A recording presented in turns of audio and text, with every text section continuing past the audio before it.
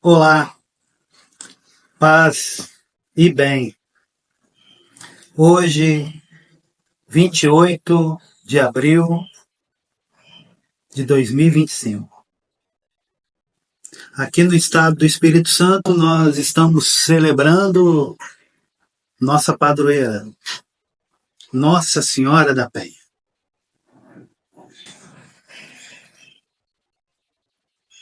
Pedimos a Nossa Senhora da Penha que continue caminhando com a gente. E que o Papa Francisco, agora na morada divina, possa olhar por nós, interceder por nós junto a Deus. Esse programa Paz e Bem é dedicado a ele. Nós continuamos debatendo sobre a prática libertadora de Jesus. Nessa prática libertadora de Jesus, nós encontramos a busca da pureza e os excluídos. Coisa muito importante para eles, mas que hoje quase não existe mais, era a observância das leis da pureza. A pureza indicava as condições necessárias para alguém poder comparecer diante de Deus no templo. Não se podia ir para lá de qualquer jeito, pois Deus é santo.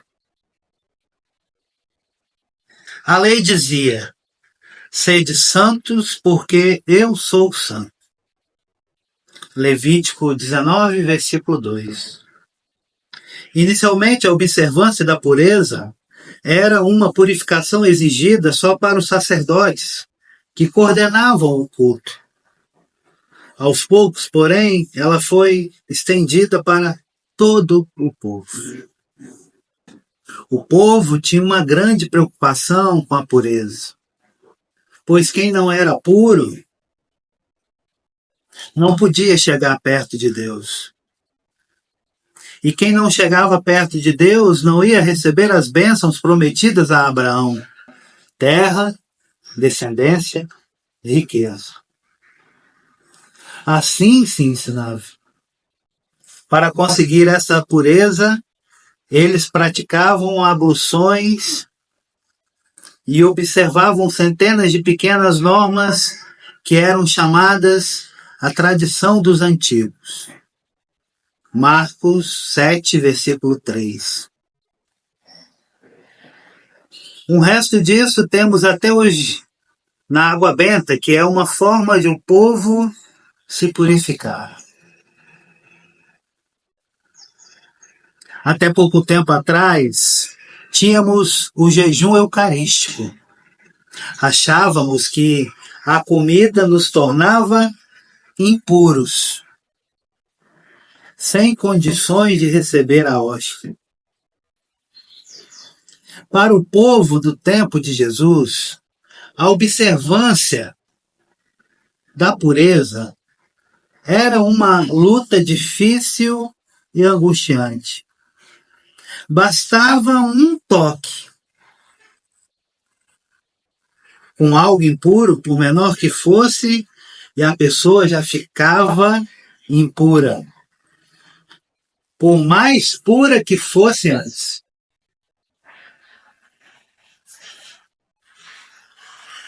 Como uma bolha de sabão, tocou, estragou.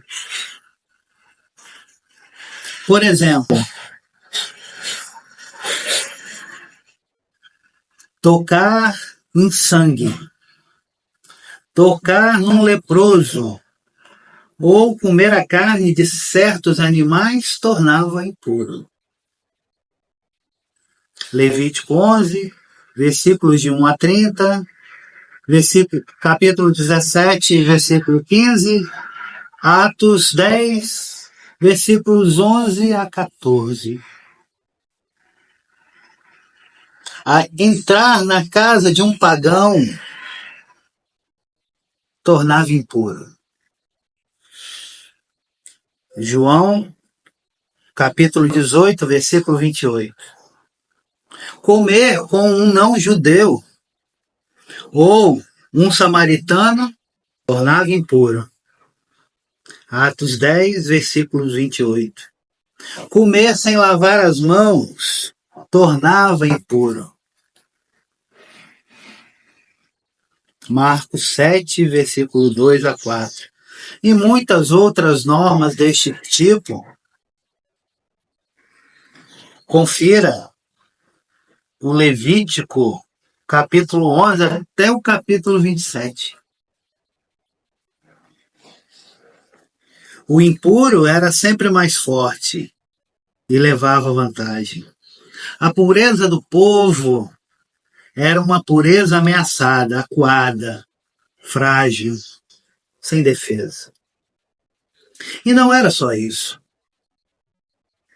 A observância da pureza custava muito dinheiro. Por exemplo, caso um animal impuro passasse por cima de um prato ou pote de barro, estes ficavam impuros e deviam ser destruídos. Levítico 11, versículo 33. A lagartixa era considerada animal impuro. Levítico 11, versículo 30. Dá para evitar que a lagartixa passe por cima de pote? Caso um animal impuro passasse por cima do forno ou um animal morto caísse lá dentro, o forno devia ser destruído. Levítico 11, versículo 35. Uma barata morta obrigaria a destruir o forno? Para que uma pessoa pudesse ser declarada curada de qualquer doença de pele, ela devia fazer a oferta de ao menos um cordeiro. Levítico 14, versículo 21. A manutenção da pureza custava muito dinheiro. Por isso, para o povo trabalhador, era praticamente impossível viver e trabalhar e, ao mesmo tempo, manter-se na pureza exigida pela lei. Assim, por causa dessas leis, em torno da pureza, muita gente ficava marginalizada, excluída. Não podia participar, sobretudo as mulheres. Cada mês, a menstruação, o contato com sangue tornava a mulher impura. Também o parto era causa de impureza. Era muito ruim a situação dos rancenianos, que eram chamados leprosos. Não podiam entrar em contato com o resto do povo. Qualquer mancha na pele, na roupa ou na casa era chamado de lepra.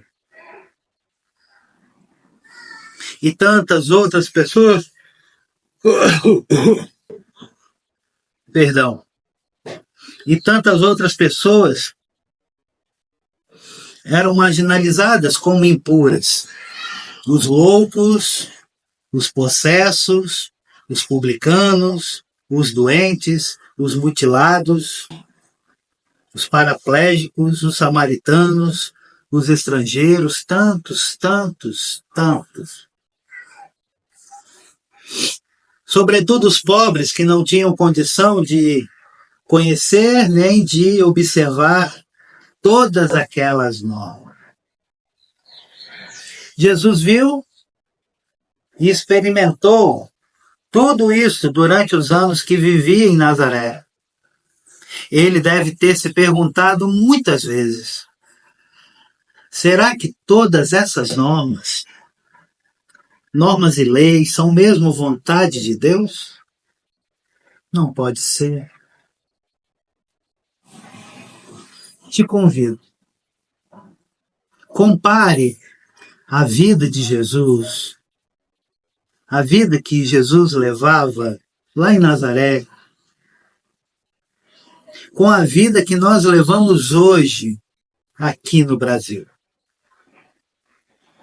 Compare. Compare. A diferença é grande, gente. E qual é a principal diferença? E qual a principal semelhança? Quais são hoje os excluídos que não podem participar? E qual é hoje a causa da esperança? Da exclusão, melhor dizendo. Qual é hoje a causa da exclusão? No tempo de Jesus haviam três autoridades religiosas, três grupos de autoridades religiosas: os fariseus, os escribas e os sacerdotes, os saduceus. Todos os judeus, mas sobretudo os fariseus, procuravam observar a pureza. Fariseu significa separado. Diziam: através da observância da pureza, temos que ser um povo separado, santo, consagrado a Deus, como quer a lei de Deus. Assim eles interpretavam aquelas palavras do livro do Êxodo. Êxodo capítulo 19, versículos de 5 a 6. O ideal deles era este: todo povo um dia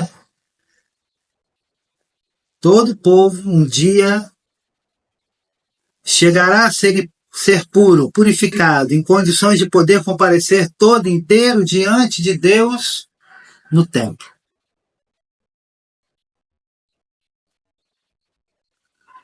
Além dos fariseus preocupados com a pureza do povo, haviam os escribas, também chamados doutores da lei. Eles eram os encarregados do ensino. Eram pessoas que dedicavam sua vida ao estudo da lei de Deus e ensinavam ao povo como fazer para observar em tudo a lei de Deus. O povo reconhecia a autoridade dos escribas.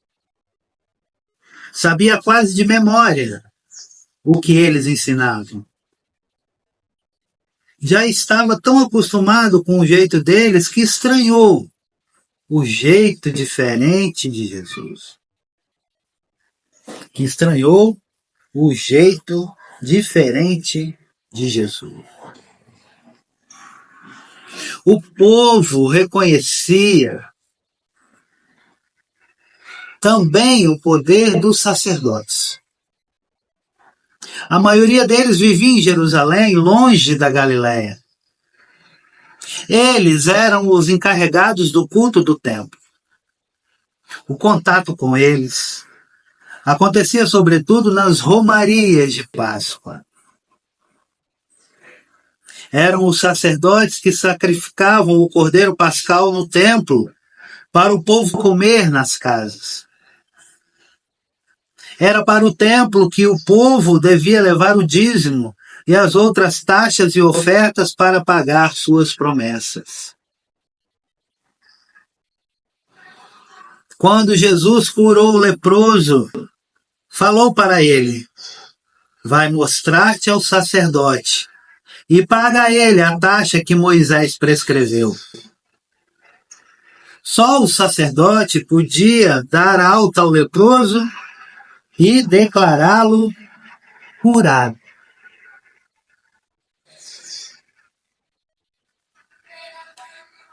E havia na Galiléia do tempo de Jesus nomes, crenças, esperanças e tendências. É sempre bom olhar os nomes que o povo dá aos filhos. As pessoas que aparecem ao redor de Jesus, quase todas têm nomes que vêm do tempo dos patriarcas e do Êxodo. Por exemplo, Maria é o nome da irmã de Moisés. Em algumas traduções da Bíblia, nós o vamos encontrar com Míriam.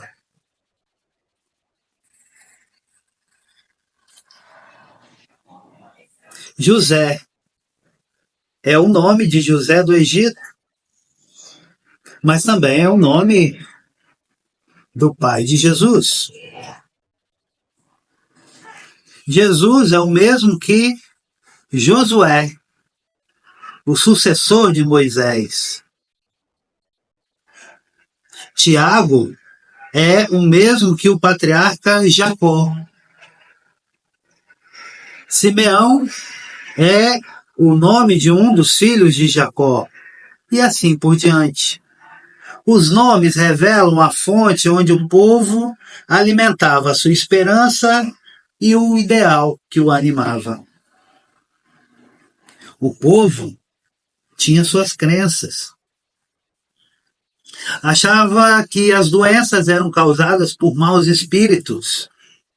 Por isso, havia gente especializada em expulsar demônios. Na hora da angústia ou do sofrimento, eles invocavam a ajuda do profeta Elias. Hoje se invoca São Judas Tadeu ou Santa Rita de Cássia. O povo achava também que qualquer sofrimento ou doença era castigo de Deus. Certo dia, lá em Jerusalém, caiu uma torre e matou 18 pessoas. O povo dizia: castigo de Deus. Mas Jesus ajudou seus discípulos e discípulas a enxergarem melhor do que isso. Naquele tempo, todas esperavam a chegada do reino de Deus, a vinda do Messias. Mas nem todos o esperavam do mesmo jeito. Havia uma variedade muito grande nessa espera. Uns esperavam um Messias rei, filho de Davi. Outros um Messias sacerdote, o santo de Deus. Ou um Messias doutor da lei, que viria ensinar o que faltava saber sobre a lei de Deus. Outros ainda um Messias guerreiro que viria combater os romanos. Um Messias juiz para exercer o julgamento. Ou um Messias profeta para guiar o povo como um novo Moisés. Todas esperavam a libertação. Cada uma do seu jeito. Por isso era tão difícil unir aquele povo para uma ação comum. Havia muitas silêncios. E aqui a gente lembra de um canto antigo que falava assim: eles queriam um grande rei que fosse forte e dominador, e por isso não creram nele e mataram o Salvador.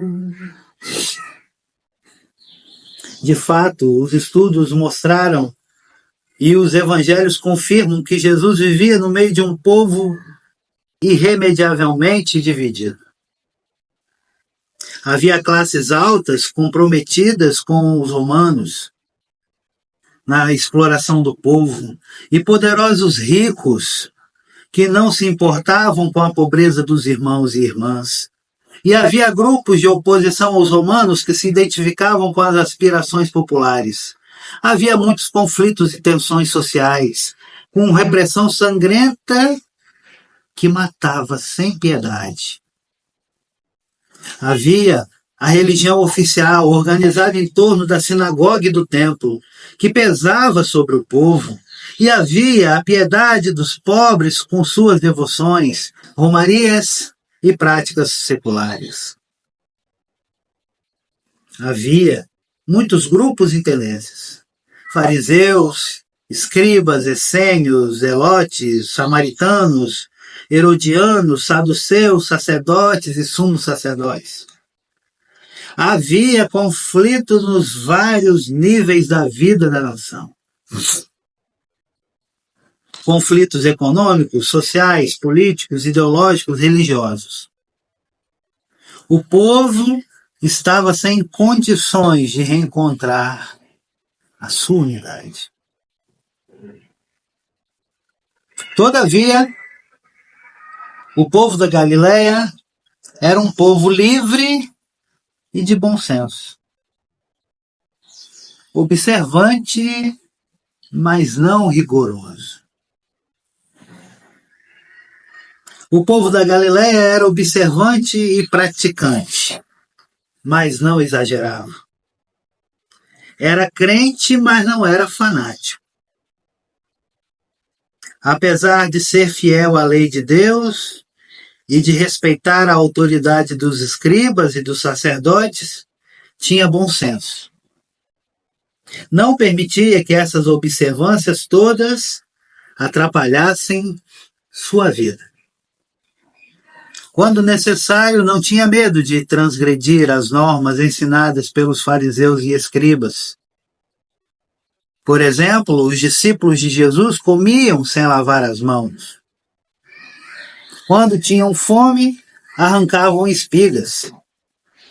Em dia de sábado, o povo procurava Jesus para ser curado, sem se preocupar com a crítica do chefe da sinagoga. E ficou até alegre quando Jesus condenou a crítica do chefe. Assim, há muitos outros casos em que o povo não pensava como as autoridades religiosas. Por exemplo, muitos escribas não acreditavam em João Batista, mas o povo o aceitava como um profeta. Várias vezes os fariseus criticaram Jesus, mas o povo não se importava com a crítica e gostava de ouvi-lo. Alguns escribas vindos de Jerusalém diziam que Jesus era possuído pelo demônio. Mesmo assim, o povo ia em massa atrás dele. A mulher, que era considerada impura por causa do fluxo de sangue, tocou Jesus, mesmo sabendo que isto era proibido. E não só, ela achava que o toque, em vez de tornar Jesus impuro, faria com que ela mesma ficasse pura. Era o inverso do ensino oficial. Assim, apesar de todo o controle por parte dos escribas e fariseus, o povo mantinha sua liberdade e o seu bom senso.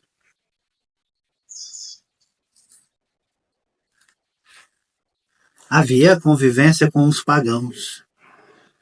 Essa liberdade manifestava-se ainda de outra maneira. O povo da Galileia tinha uma maneira diferente de conviver com outros povos.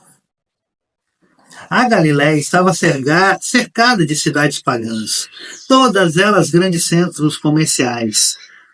Damasco, Tiro, Sidônia, Ptolomaide, Cesareia, Samaria, Decápole. Por isso, os judeus da Galileia tinham mais contato com os pagãos do que os judeus da Judéia no sul. Os do sul achavam que o povo da Galileia era relaxado, pois convivia com os pagãos, o que era proibido. Tinham até um apelido, Galileia dos Pagãos. Um nome que pegou. A palavra Galileia significa distrito. Distrito dos pagãos. Na época de Jesus, o povo da Galileia já tinha uma convivência de mais de 700 anos com os outros povos, o que não é pouco. Em 734 a.C., a Galileia foi ocupada pela Assíria e seus habitantes levados para o cativeiro. Confira lá, 2 Reis, capítulo 15, versículo 29. 12 anos depois, Em 722 a.C., quando houve o cativeiro do povo da Samaria, outros povos foram colocados naquela região. Foi daí que surgiram os samaritanos. Confira, segundo Reis, capítulo 17, versículos de 24 a 28. Por isso, os do sul confundiam Galileu com samaritano. Chamaram até Jesus de samaritano. Essa convivência com outros povos aparece nos evangelhos como uma coisa normal. Por exemplo, Jesus entra e sai da Galileia para a região de Tiro e Sidônia, da Decápole, de Cesareia de Filipe e de Samaria. Andando por esses lugares, ele conversa com o povo, o que era proibido. Com a mesma naturalidade, o povo daquelas regiões andava pela Galileia e era aceito pelo povo de lá. Até os anciãos de Cafarnaum chegaram a interceder junto a Jesus por um estrangeiro, cujo empregado estava doente. Essa longa convivência com outros povos não judeus trouxe uma experiência muito importante para o povo da Galileia.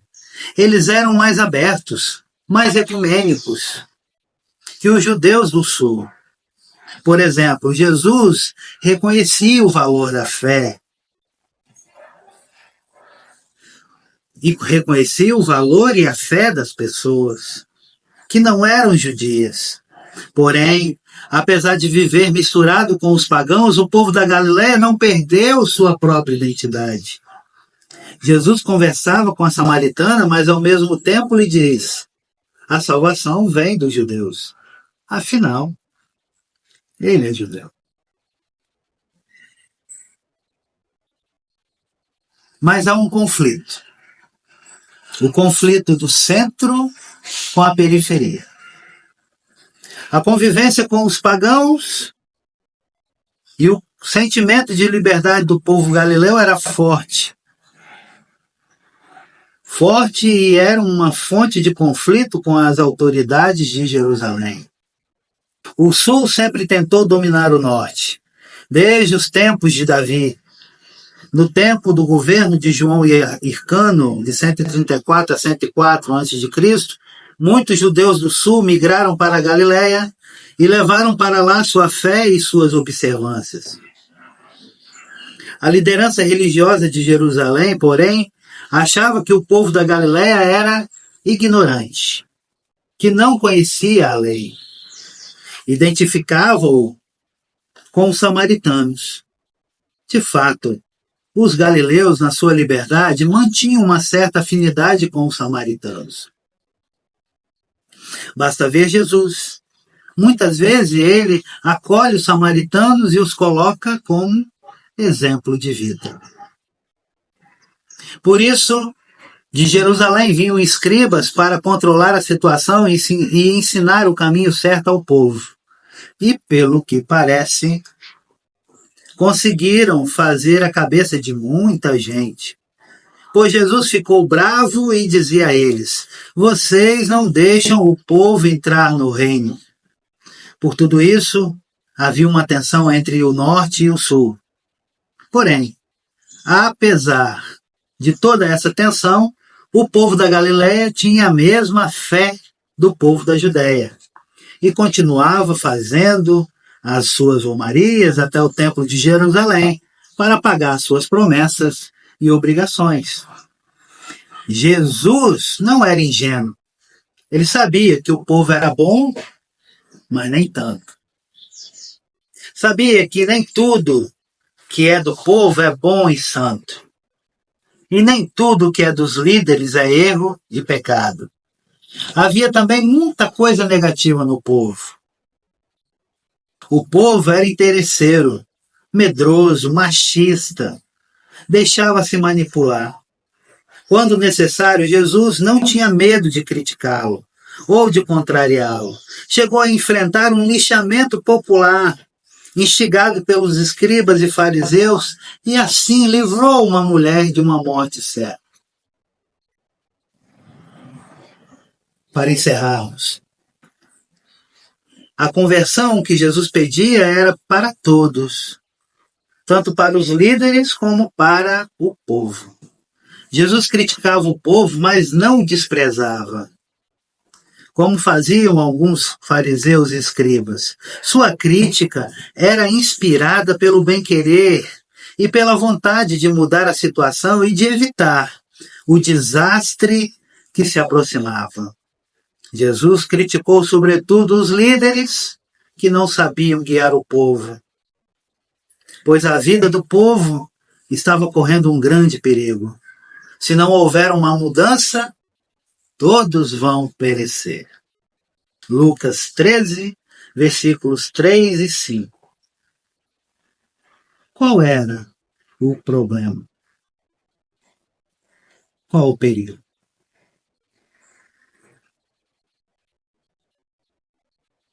Lembramos aqui do Papa Francisco